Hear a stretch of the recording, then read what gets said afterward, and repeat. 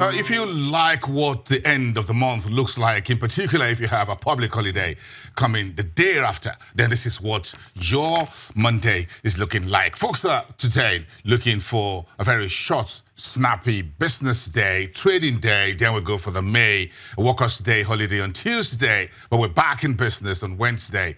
But this is Channels Television, where there are no holidays. News comes first, and business as its closest cousin. Welcome to today's Business Morning with me, Bosin Omafai. We're live to you from Nigeria's Economic and Financial Center, Lagos. Let's get started. President Buhari begins his 4-day state visit today to the United States with the top cabinet officials and some Nigerian businessmen in his delegation. President Buhari is the first African president to be received in the White House since President Trump took office about 2 years ago. The Buhari-Trump will hold a press briefing at the White House today at 6:30 p.m. Nigerian time. That's close to dinner time, and this will be a must-watch press interview with the U.S. and the global press. They're asking questions of both presidents on economic, security, and business matters. Meantime, after the White House, President Buhari will hold key business meetings on agriculture, aviation, and manufacturing. As you have heard, is there with some top Nigerian business leaders, including Aliko Dangote. We have a lot on our table this week, but two of these are very key to strategic, not just to Nigeria, but to Africa. India's biggest conglomerate, the Tata Group, in bed with tractor maker John Deere and alluvial agriculture, will today unveil Africa's biggest farmer collective initiative to help 100,000 Niger Delta farmers. The deal looks to deploy up to 300 tractors over the next 2 years to farms spanning 120,000 hectares in Nigeria's oil-rich Niger Delta. And that is one story we're following up with a guest from Alluvial Agriculture, who is the co-founder and managing director, who's sitting in our Abuja studios, and we'll get to him within the next 15 minutes to bring us up to speed on this very major initiative for Africa, but taking off in Nigeria's Niger Delta. And later this week, on Thursday, the African Development Bank will unveil the new game-changing Samuel Udong Model Village project in Yamoussoukro. That project is done under the Korea-Africa Economic Cooperation. And this project, according to the FDB, exemplifies how African countries can reconstruct rural areas from zones of economic misery to zones of economic prosperity.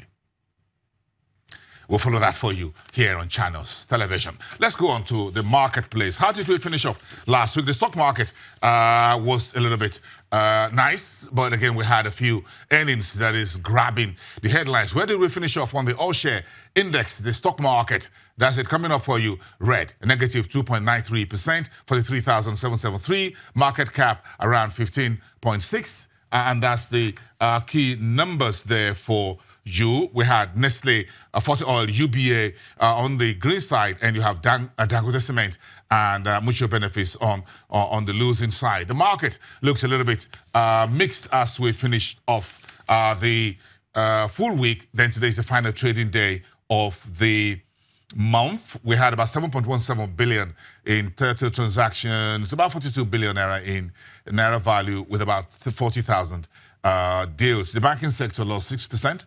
About 6.5%. Consumer goods was up 2.15% because Nestle pulled a lot of weight. Then we got Cadbury's first quarter numbers as well. Industrial goods was off track by 2%. No thanks to Dangote and, of course, Lafarge Africa that saw a whipping of his shares during the week because of those disappointing full year and Q1 numbers. Insurance was much broader than the banks. About half of what the banks lost, 3.33%. Oil and gas, about 0.1%. Forty Oil helped that sector to remain in the green. Part of that, we should also give that to OandO, and that's where we're stepping into. This troubled energy trader released his full year numbers ahead of a statement that is to be released in the second week of May. So OandO made good his promise to release those numbers, and it came in early. Turnover for the full year 2017 was down 13%. Gross profit, however, higher 81% to about 88.1 billion. Pre-tax profit 405%. Net debt of the company trimmed slightly by 6%. OandO is still carrying about 200 billion naira in net debt. The OER, which is the OandO Energy Resources, posted 8% decline in total production of crude oil, 40,188 barrels per day. Meantime, OandO Trading posted a 9% increase in trade volume of crude oil, 15 million barrels for the full year, and it's 133,000 metric tons of refined petrol products.